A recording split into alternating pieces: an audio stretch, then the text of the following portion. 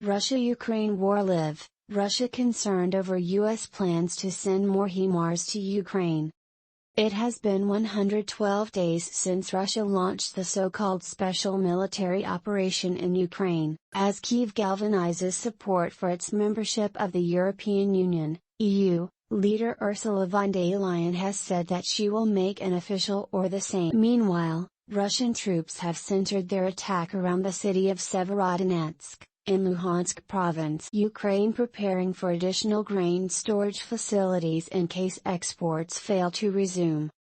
Taras Vysotsky, First Deputy Minister of Agrarian Policy and Food of Ukraine, has said that the country is preparing additional storage facilities to store last year's remaining residues and new harvests in case exports do not take place through port. Vysotsky said that there could be a deficit of 10 to 15 million tons of storage capacities due to last year's transitional balances and yield forecast of 2022, Ukrinform reported. According to Taras Vysotsky, mobile storage capacities are being imported to Ukraine in case grains do not get exported quickly.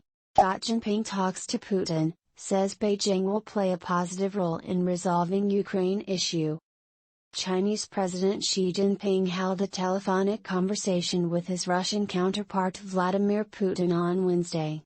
Following the conversation, Jinping indicated that China and Russia will continue to support each other on matters of sovereignty and security. The two leaders also discussed the ongoing war in Ukraine, with Jinping reminding Putin that all parties involved should work together to resolve the conflict. He also pledged that Beijing will play a positive role in the process. Swedish company IKEA further reduce its business in Russia and Belarus. IKEA, a Swedish furniture company, has declared that it will further reduce its business in Russia and Belarus. Earlier on March 3, the company had halted operations in both countries amid the ongoing war in Eastern Europe.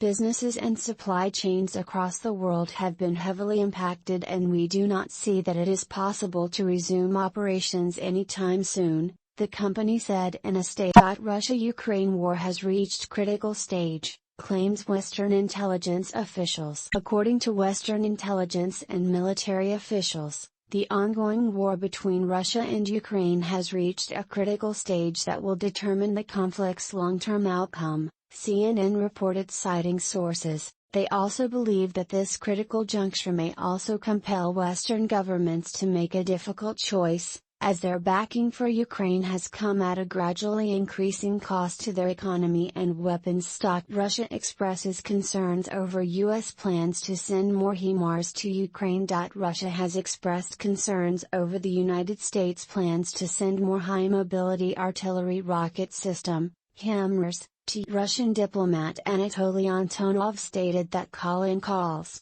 U.S. Undersecretary of Defense, remarks about the possibility of increasing HIMARS supply to Ukraine are exceedingly worrying and reflect Washington's intentions towards escalation. The fact that a high-ranking Pentagon official sees the possibility of broadening supplies of long-range systems causes extreme concern. This remark may be viewed as Washington's intention to move towards further escalation, Antonov remarked. The TASS news agency reported. Russia lost nearly 32,750 soldiers since onset of war, Ukraine.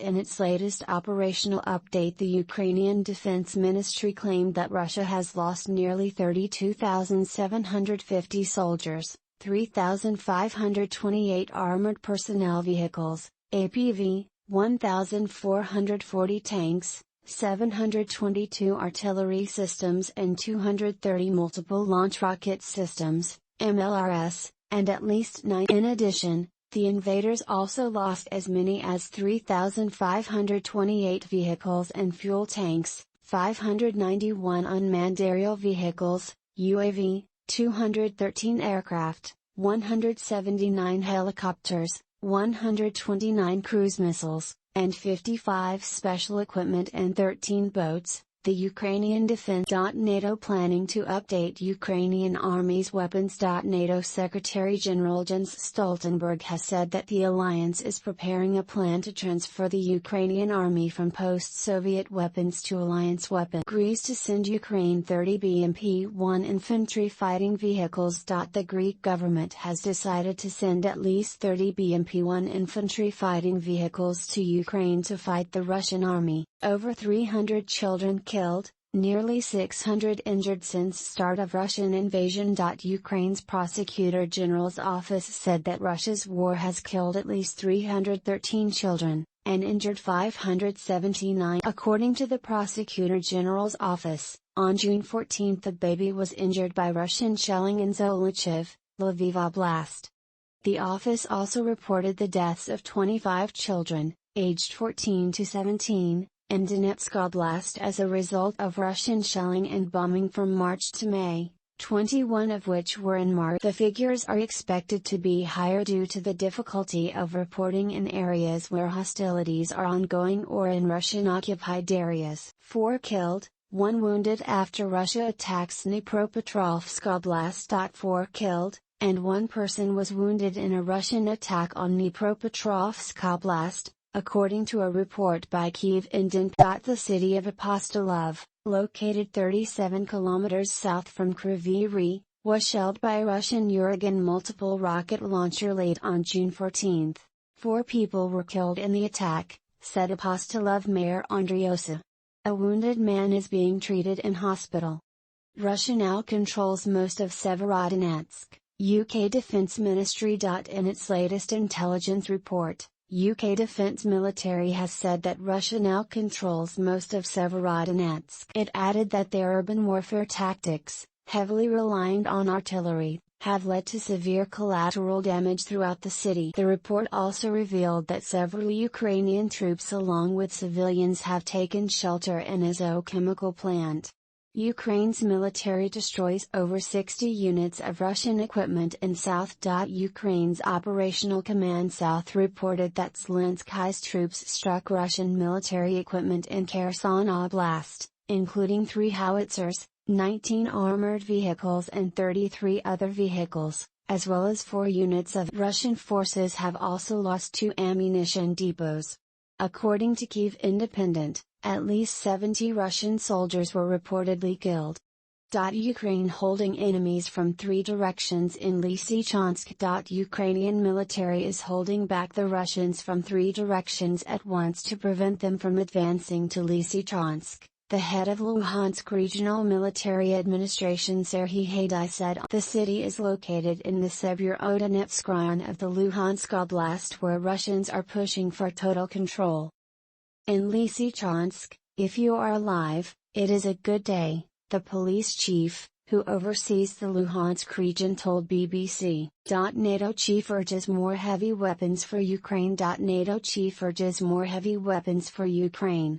NATO Secretary General Jens Stoltenberg, on Tuesday, called on Western states to send Ukraine more heavy weapons as it battles Russia's war. Ukraine should have more heavy weapons and NATO allies and partners have provided heavy weapons, and they are also stepping up, Stoltenberg said.